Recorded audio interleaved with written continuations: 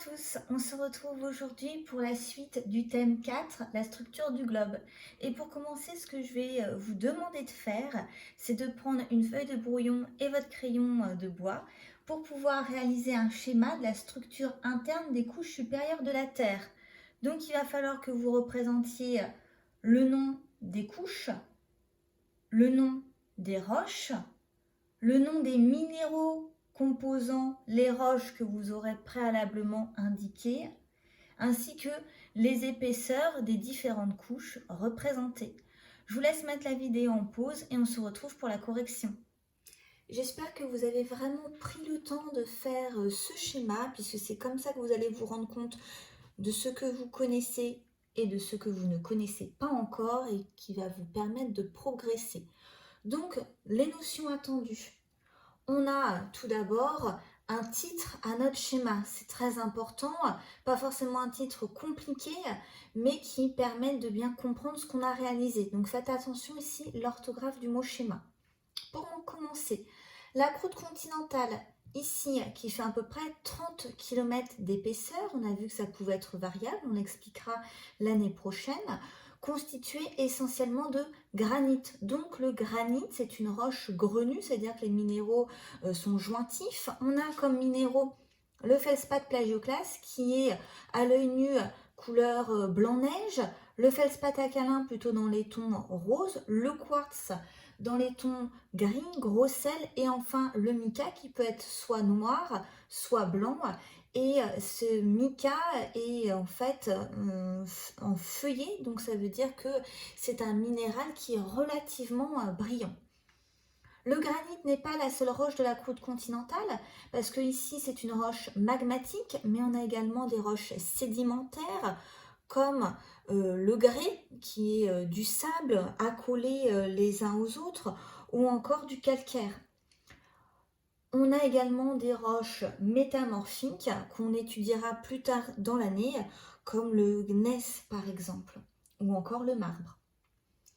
Ensuite, à côté, j'ai représenté un océan qui fait à peu près 4 km d'épaisseur. On fait attention à avoir ici un espace entre l'altitude à peu près 300 mètres et ici l'altitude 0 mètre qui correspondrait à la surface de l'océan. Donc là, ce que j'ai représenté, c'est 300 mètres d'écart. De la même manière où j'ai représenté, on n'a pas d'activité sismique ou volcanique entre la croûte continentale ici et la croûte océanique ici.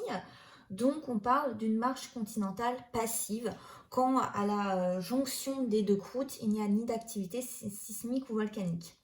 Ensuite, la croûte océanique, elle est constituée de deux roches magmatiques. On a une roche magmatique volcanique ici qui est le basalte. Donc le basalte est composé de feldspath plagioclase qui est dans les tons blancs et de pyroxène dans les tons noirs. Et enfin un minéral qu'on n'a pas vu ensemble qui est l'olivine qui ne caractérise pas la roche, c'est pour ça que je ne vous en ai pas parlé. Ça peut être des minéraux un petit peu verts.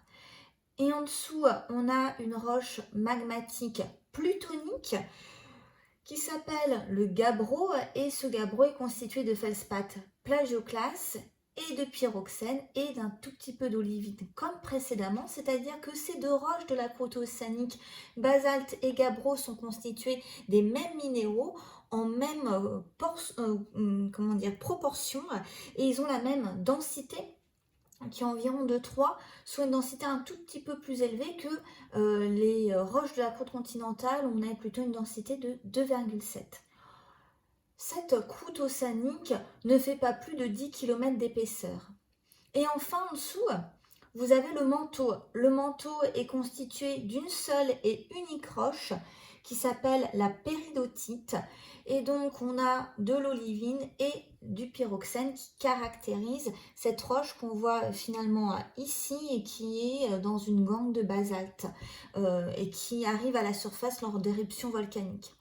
Ce qui m'intéresse, c'est qu'on a une séparation entre la croûte d'une part ici et le manteau là, c'est-à-dire que les ondes sismiques en arrivant en profondeur ne vont pas avoir le même comportement. Donc les ondes sismiques vont s'accélérer très brutalement en rentrant dans le manteau. On parle d'une discontinuité et cette discontinuité entre la croûte et le manteau est à 30 km sous la croûte continentale, à 10 km sous la croûte océanique et ça s'appelle le MOO. Nous ne l'avons pas encore vu, mais le manteau va jusqu'à 2900 km de profondeur sur un rayon de la Terre. Ça, nous l'avons vu ensemble de 6371 km.